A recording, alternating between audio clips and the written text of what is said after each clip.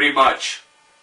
Probably would have been funnier if I shot that bit of footage there on an actual old-school VHS camcorder, but guess what? I don't have one of those cameras. I don't think anyone's had one of those cameras since 1988. Why 1988 specifically? Because in that year, we at least know that Nick Phillips had one. You want proof? Well, here's Death Nurse 2, his follow-up to the original Death Nurse, the Dr. Giggles of Shot on Shitty-O.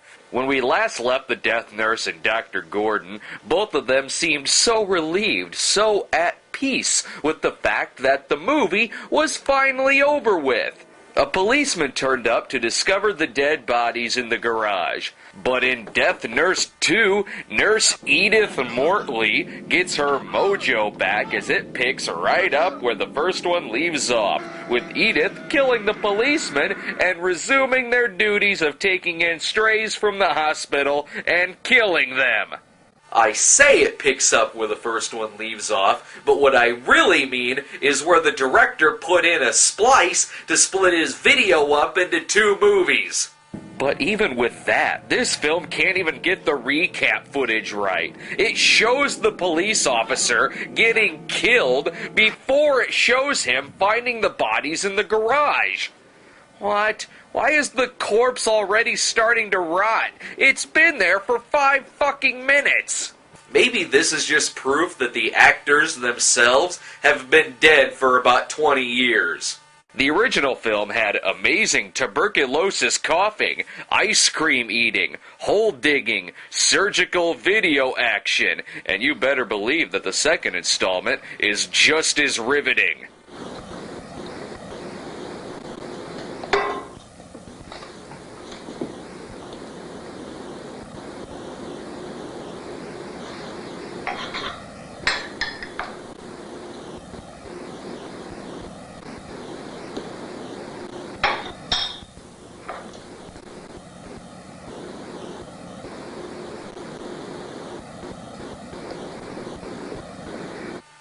The scene was fucking intense. I almost felt that I myself was gonna burn my lip.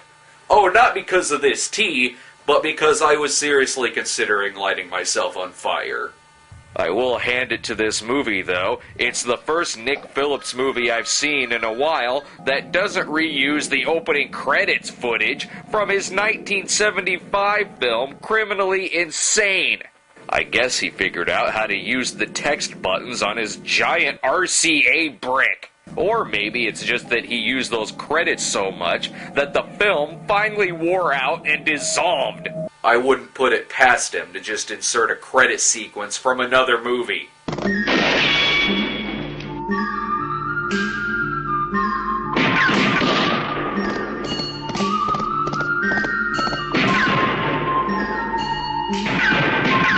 Death Nurse 2 is the same depressed-looking film as the first one, except a little sadder and more pathetic, sort of like if you were to crap on a crying baby. A social services worker named Sawyer is put in charge of the hospital. Sawyer, huh? There's a joke in that. I'll think of it later. Patients are sent to Nurse Edith's home care, where she promptly kills them with a meat cleaver. In the first one, Edith assisted the doctor in his amateur death procedures, but in this one, I don't know, it just doesn't seem like the actor's heart is in this material anymore. That was County. They've got another alky for us. Good. Christ, this guy makes Tony Cardoza look like Sam Kinison. The stock footage rats make a return in this film, as it all fits in with Nurse Edith's plan to remove the dead bodies. It's good business, Gordon. The patients eat the rats, and then the rats eat the patients. What? That doesn't make any fucking sense.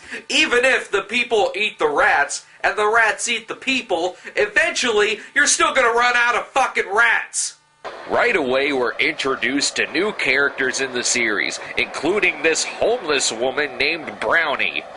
Wait a minute. That's the fucking David Lynch-looking woman from the first film. He's reusing his actors? There were at the most only about 5 people in Death Nurse. Are you seriously telling me that this director doesn't have more than 5 fucking friends? Or maybe he does have a shitload of friends, but even they want absolutely no part in Death Nurse 2. So Brownie is a crazy old homeless woman who probably spends most of her days waiting for Macaulay Culkin to give her a turtle dove. The social services worker snatches her up to get her some help, even though she pulls a fucking knife on him. And this is only the first 6 minutes of the film. Gotta say, I've heard of Chekhov's gun, but not Chekhov's knife. Also, there's some weird background sound going on through most of this scene. I can't tell exactly what it is, but it sounds a tad bit like someone off camera tearing up the script. But then, after a jump cut, the sound goes away, which means that obstructionist noise was really there on the set, and the director couldn't find a less noisy, empty parking lot. Sawyer drops Brownie off at Nurse Ethel's hospital. She's got a few things in that bag that she shouldn't have. Really? I wasn't aware that the social services workers let their clients keep their weapons. Oh well, I guess that makes as much sense as walking a tuberculosis patient from one hospital to the next. Regardless, has Nurse Edith finally met her match? Give me that bag, you dirty old bitch. Oh, it's on! You think you're gonna take Brownie's bag away? You better shit! Gordon, help! It's sad that I've seen this stock Nick Phillips scene so many times that it's actually a relief that Edith is the one being chased and not the other way around. In fact, you could even splice this scene in with Crazy Fat Ethel too, and it would only cause mild confusion. Help! Ah! Gordon! Put that goddamn knife down now! Put that knife down! Speaking of Crazy Fat Ethel 2 and other movies that use footage from Criminally Insane, what's this one like on the stock footage department? Yep, it uses the Criminally Insane footage. Again, and not just any Criminally Insane footage, but the same Criminally Insane footage. I know who these fucking people were in Criminally Insane, but in regards to the Death Nurse story, who are these fucking people? It never says. Does the movie even know that this is not the same fucking character as Crazy Fat Ethel? I could see where the director himself may have gotten confused, because he uses this stock footage so many times that an alternate title for Death Nurse 2 is Criminally Insane 4. Only in the world of Shot on Shitio can a Part 2 round out a quadrilogy. And by the way, there were more scenes in Criminally Insane than just this bedroom scene. For God's sakes, dream about another scene. In fact, if she wants to dream about scenes from a movie that has nothing to do with Death Nurse, then for fuck's sake, dream about something good. Shoot that motherfucker!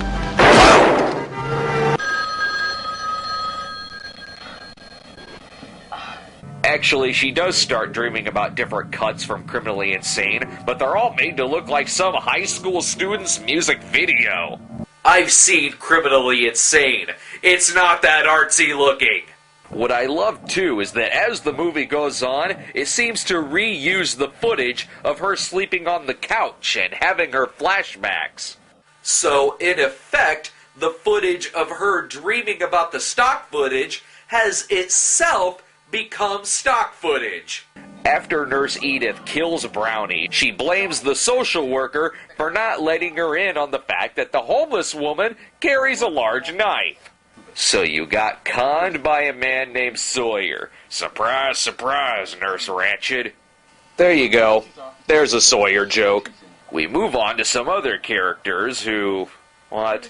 Oh, come on!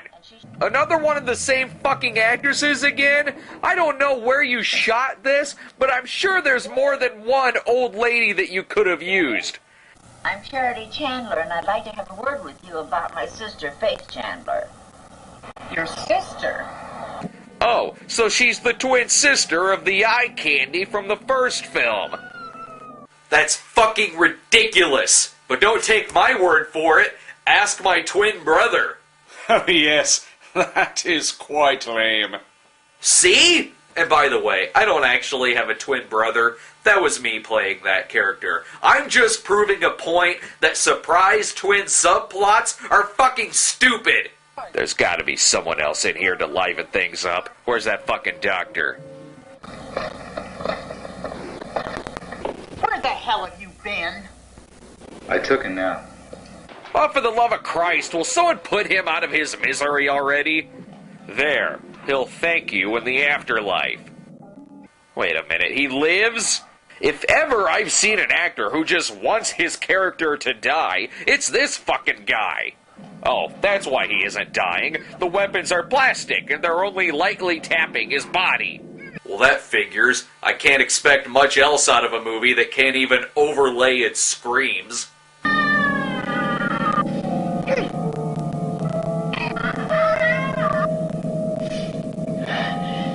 I think what pisses me off the most here is that even this film doesn't have a satisfying conclusion. Why? Because it has the same conclusion. A cop turns up because the house rats dragged body parts onto the front lawn, which clearly that's why they only sent one fucking cop. Anyway, Edith again feels like she's been caught, and she sits down on the couch looking all sad. This is the same ending as the first, so with this ending, I am again led to believe that she'll just kill this cop again, and then go about her death nursing duties. But I'll never know that for sure, because the director never made a follow-up to Death Nurse 2. Why the hell am I complaining about this? But let's be honest here. Death Nurse 1 and Death Nurse 2 are just one movie. One fucking movie that the director split into two, for reasons still completely unknown to me. This isn't Kill Bill or Toxic Avenger 2 and 3, where, oops, we made a 4-hour movie. Let's split it up. Yo, Death Nurse 1 and 2 are 60 minutes each. And both of those 60 minutes are comprised of about 15 minutes each of stock footage. Take the stock footage out, put both movies together, and you have about a 90-minute film. What the fuck is this guy's problem? I'm sure it's a money thing, yeah, but at any rate, why haven't more movies done that? Why didn't Halloween just divide itself in half, then draw out its segments by inserting footage from Scream Blackula Scream? Oh, I know why. It's because John Carpenter isn't fucking retarded.